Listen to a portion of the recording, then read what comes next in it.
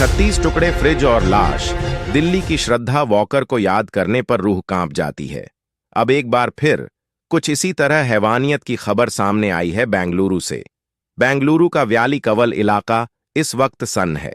इस इलाके में 6 क्रॉस रोड पर मौजूद 3 मंजिला बिल्डिंग के एक कमरे में 165 लीटर एक सिंगल डोर फ्रिज के अंदर 19 दिन तक करीब 30-40 टुकड़ों में 29 साल की महालक्ष्मी की लाश मिली। लाश पूरी तरह सड़ चुकी थी, उसमें बदबू आने लगी थी और कीड़े पड़ गए थे। लाश के कुछ टुकड़े जमीन पर भी पड़े थे। बेंगलुरु पुलिस कमरे में घुसते दहल गई। उनका माथा चकरा गया। इससे पहले शायद ही उन्होंने खौफनाक क्राइम सीन ऐसा देखा होगा। पुलिस ने दूर से देखा तो पहले खुद नहीं गई। अंदर फॉरेंसिक टीम को बुलाया और उन्हें खुद बहुत मुश्किल हुई। लाश को समेटने में फॉरेंसिक टीम को भी सरकारी मेडिकल बुलाना पड़ा था। मिली जानकारी के मुताबिक उस बिल्डिंग के फर्स्ट फ्लोर पर 5 महीने पहले ही महालक्ष्मी किराएदार के तौर पर रहने आई थी। नेपाल की रहने वाली महालक्ष्मी वहां अकेले रह रही थी। पड़ोसी भी उसे नहीं जानते थे। वजह यह थी कि हर रोज सुबह 9 बजे वो घर से निकलती और रात 10 के बाद ही घर पर लौटती थी। 2 सितंबर के बाद अचानक महालक्ष्मी का फोन बंद हो गया। उसकी मां और बहन लगातार फोन करते रहे, पर बात नहीं हो पा रही थी। मकान मालिक ने मां को फोन किया, तब आनन फानन में घर में पहुंची, जिसके बाद अपनी बेटी की हालत देख सन्न रह गई। महालक्ष्मी के बेड पर फोन मिला था, जिसमें आखिरी कॉल 2 से 3 सितंबर के बीच में रिसीव और कॉल किया गया था। पुलिस के अनुसार महालक्ष्मी की मौत इसी दौरान हुई। 2019 में महालक्ष्मी की शादी हेमंत दास नाम के युवक से हो चुकी थी।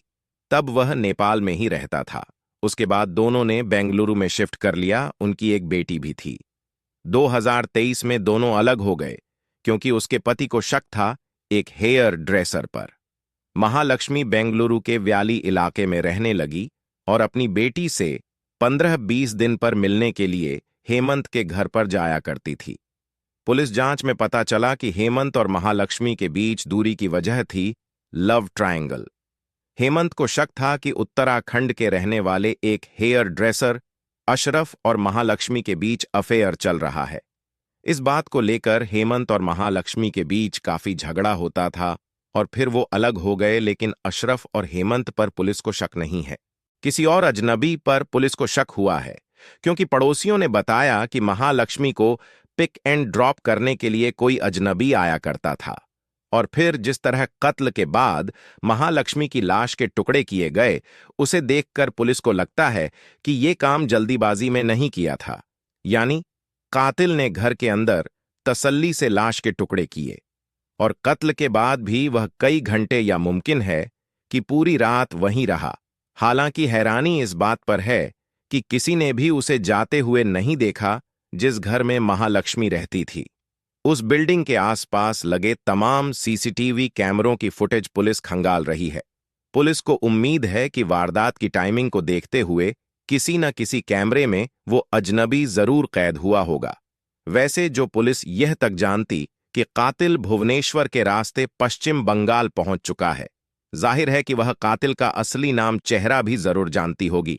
लिहाजा उम्मीद कीजिए कि बहुत जल्द वो चेहरा और नाम भी सामने आ जाएगा। यानी वो 3 नाम हैं जो इस वक्त कातिल के रूप में जाने जा रहे हैं। सब पर शक है, पहला पति पर, दूसरा हेयर ड्रेसर अशरफ अव और तीसरा एक और युवक जो महालक्ष्मी को लेने और छोड़ने जाता था। पुलिस की कार्रवाई चल रही है। फिलहाल यह बेहद दर्दनाक घटना है, हर किसी को डराने वाली घटना है। फिलहाल इस खबर पर आपकी जो राय है हमें कमेंट में बताइए।